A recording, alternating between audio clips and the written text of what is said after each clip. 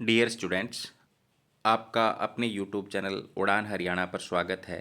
तो प्यारे बच्चों, आज हम कक्षा 6 विषय विज्ञान के अंदर अध्याय 8 शरीर में गति कार्य पुस्तिका के प्रश्नों को हल करने वाले हैं। तो जो बच्चे चैनल को देख रहे हैं, जिन बच्चों ने अभी तक चैनल को सब्सक्राइब नहीं किया है, सब्सक्राइब कर लें, लाइक कर दें और अपने साथियों को शेयर जरूर कर दें। तो शुरू करते हैं आज की क्लास। आप अपनी स्क्रीन पर पहला प्रश्न देख सकते हैं। यदि हम चाहें तो अपने कान को पकड़कर मोड़ सकते हैं। किसका बना होता है? तो प्यारे बच्चों, कान जो होता है उसमें होती है उपास्थि। शरीर के ऐसे ही किसी एक अन्य अंग का नाम बताओ जिसमें उपास्थि होती है। तो नाक आप देख सकते हो, मोड़ के मुड़ सकता है, तो नाक का नाम हम लिख देंगे। मछली के शरीर में ऐसी क्या विशेषताएं होती है कि वह जल में आसानी से तैर सकती है? तो मछली का शरीर धारा रेखीय होता है। नंबर 2, इनका शरीर चिकने सल्कों से ढका होता है। नंबर 3, इनकी चपटी पूंछ भी तैरने में सहायक है। आगे है, चित्र में बताए अनुसार गोताखोर जब समुद्र में गोता लगाते हैं तो एक विशेष प्रकार की पोशाक के साथ पैरों में भी विशेष प्रकार के जूते पहनते हैं। इन्हें क्या कहा जाता है? इन्हें क्यों पहनते हैं? लिखो। गोताखोर पैरों में विशेष प्रकार के जूते पहनते हैं, इन्हें आरितर कहा जाता है।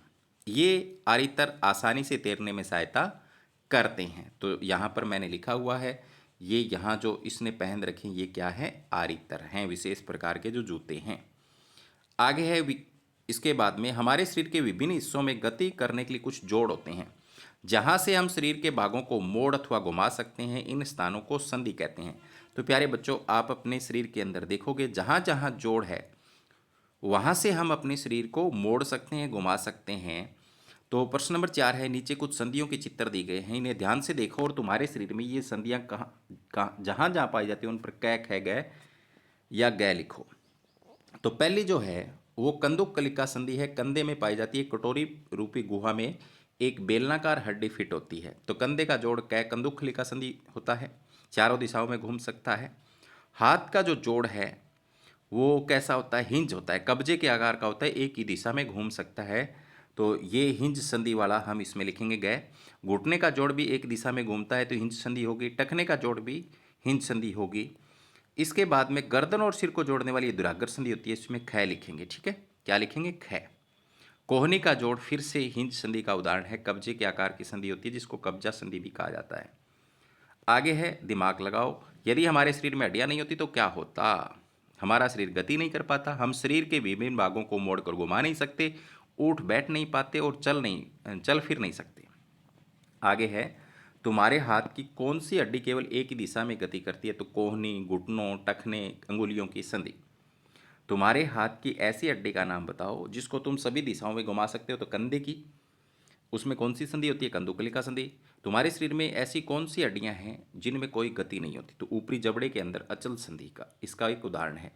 ये है हड्डी राजा। तुम अपने शरीर की हड्डियों के जोड़ों के नाम पहचानने में इनकी मदद करो। तो सबसे ऊपर खोपड़ी है और खोपड़ी और ऊपरी जबड़े को जोड़ने वाली अचल संधि होती है। दुराग्र संधि है। इसके बाद में गर्दन है, तो यहाँ पर दुराग्र संधि पाई जाती है। कंधे में कंदुकलिका संधि पाई जाती है। पंसली पिंजर जो है उसमें अचल संधि। मेरुदंड, यहाँ पर दुराग्र संधि। कोहनी के अंदर हिंज संधि और कूल्हे में भी कंदुकलिका संधि और अंगुलियों में हिंज संधि और घुटने के अंदर क्या है प्यारे बच्चों? हिंज संधि है। इसके बाद हड्डियां तो हमारे शरीर के भीतर होती हैं, फिर भी किसी की हड्डी टूट जाने पर डॉक्टर उसकी जांच कैसे करता है? कैसे करता है प्यारे बच्चों? डॉक्टर एक्सरे द्वारा। एक्सरे में उसकी पूरी हड्डियां आपको दिखाई देती हैं। आपने देखा होगा कभी किसी का एक्सरे घर में। यदि पूरी उंगली एक ही हड्डी से बनी होती यानी उसमें जोड़ नहीं होता तो क्या होता? उंगली को मोड़ नहीं पाते। सांप केंचुए की तरह सीधी रेखा में गति क्यों नहीं कर पाता? सर्प का शरीर अनेक वलयों में मुड़ा होता है, प्रत्येक वलय उसे आगे की ओर धकेलता है। इस कारण सांप तेजी से आगे की ओर चलता है, परंतु केंचुए के शरीर में अनेक छल्ले होते हैं। यदि हमारे शरीर में मांसपेशियां नहीं होती तो क्या होता?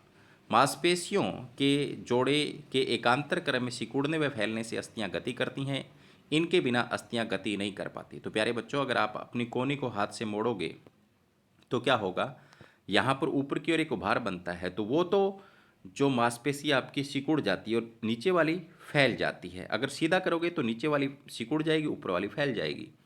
तुम अपने पेट व हाथ की मांसपेशियों को अपनी मर्जी से सिकुड़ने व फैलने से क्यों नहीं रोक पाते? तो ये अनैच्छिक क्रियाएं हैं जो हमारी इच्छा अनुसार काम नहीं करती। आओ चर्चा करें। तुमने बरसात में केंचुए को देखा होगा। अपने शिक्षक व साथियों के साथ चर्चा करके बताओ कि केंचुआ हमारी तरह सीधा खड़ा क्यों नहीं रह पाता। केंचुए के शरीर में अस्थियां नहीं होती, इनमें क्या होती है? पेशियां होती हैं। गतिविधि एक, तुम अपने घर से या साथी के घर से कोई भी एक्सरे फिल्म लो। अब अपने साथियों के साथ चर्चा करके पता करो कि ये शरीर के किस भाग की एक्सरे फिल्म है। साथ ही उनसे विभिन्न भागों को पहचानने का प्रयास करो। तो बिल्कुल आप पहचान सकते हो। प्रश्न नंबर 7 है, निम्न कथनों को पढ़कर सही व गलत का निशान लगाओ। कथनों को ठीक करके लिखो। पेशियों के जोड़े के समानांतर क्रम में सिकुड़ने से फैलने में अस्थियां गति करती हैं। तो यहाँ पर ये समानांतर भी ठीक है और एकांतर भी आ जाता तो भी ठीक था, तो ये सही है। तिलचटे के वक्ष की पेशियां 3 जोड़ी पैरों एवं 2 जोड़ी पंखों से जुड़ी होती है जो तिलचटे के चलने और उड़ने में रुकावट पैदा करती है। बिल्कुल नहीं, रुकावट थोड़ी पैदा करते हैं, तो यहाँ पर सहायता करती हैं, ये गलत है। शरीर की निचली सतह पर सूख केंचुए की भूमि पर पकड़ बनाने में सहायक है, तो ये सही है। अस्थि कोमल और लचीली होती है, तो ये गलत है। अस्थि हड्डी होती है जो कठोर होती है, तो उपास्थि आएगा इसकी जगह, तो उपास्थि लिखेंगे। उचित मिलान करो। इनके शरीर में छोटे छोटे सूप बाल जैसी आकृति होती है, तो प्यारे बच्चों अभी आपको बताया केंचुए के अंदर होती है। आगे है, इसका सिर एवं पूंछ उसके मध्य भाग की अपेक्षा पतला और नुकीला होता है, तो मछली का होता है। इसके शरीर में अनेक वलय होते हैं, प्रत्येक वलय उसे आगे की ओर धकेलता है, तो सांप में होता है। इसका शरीर कठोर बाह्य कंकाल द्वारा ढका होता है। यह बाह्य कंकाल विभिन्न एककों की परस्पर संधियों द्वारा बनता है जिसके कारण गति संभव होती है, तो ये कॉकरोच में होता है। आगे है 5, इनकी अस्थियों में वायु प्रकोष्ठ होते हैं जिसके कारण इनकी अस्थियां हल्की एवं मजबूत होती है, तो ये पक्षी में होता है प्यारे बच्चों। तो यहाँ पर मैंने सही तरीके से मिलान किया हुआ है। आगे चलते हैं नेक्स्ट। तो प्यारे बच्चों इतना ही है, तो आज की क्लास यहीं पर समाप्त होती है। मिलते हैं नेक्स्ट क्लास में। धन्यवाद, बाय बाय।